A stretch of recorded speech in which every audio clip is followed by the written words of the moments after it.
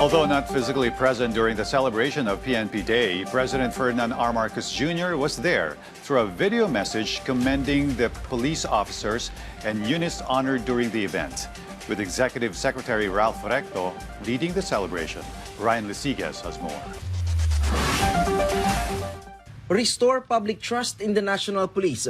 This is the directive of President Ferdinand R. Marcos Jr. during the celebration of PNP Day held today. To achieve this, the PNP must remain disciplined, be consistently visible in communities, and provide honest and trustworthy service. In his video message, President Marcos also commended the police officers and units honored during PNP Day in recognition to their exemplary service, successful operations, and effective leadership within their ranks. The President also acknowledged the important role of the police force in maintaining peace and order and in providing quick response to the needs of the public.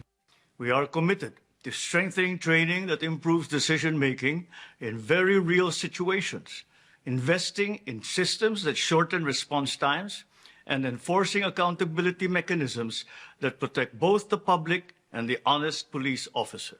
Executive Secretary Ralph Recto led the celebration of the Philippine National Police or PNP Day after President Marcos was unable to attend the activity. Let us remember, behind every police is a family that shares in the sacrifice. So to the families of our police force, maraming salamat sa inyong suporta, pagmamahal at dasal. Bahagi kayo ng tagumpay ng buong PNP. In his message, PNP Chief Police General Jose Melencio Nartates Jr. highlighted the continuing declining crime across the country. He also said that the use of Unified 911 will be further intensified. The PNP is also serious about cleaning up its ranks, stressing that there is no room for abuse within the organization. DILG Secretary John Vic Rimulya was also present during PNP Day. When I assumed office on August 26, 2025, I issued a clear marching order: discipline, integrity, and intensified operations, aligned with the vision of a bagong Pilipinas. Meanwhile, Recto once again stressed that President Marcos Jr. is in good health. He said the President was unable to attend the activity due to his heavy workload. Yes, maayos naman ang Presidente. Palagay ko, napanood naman ninyo yung video.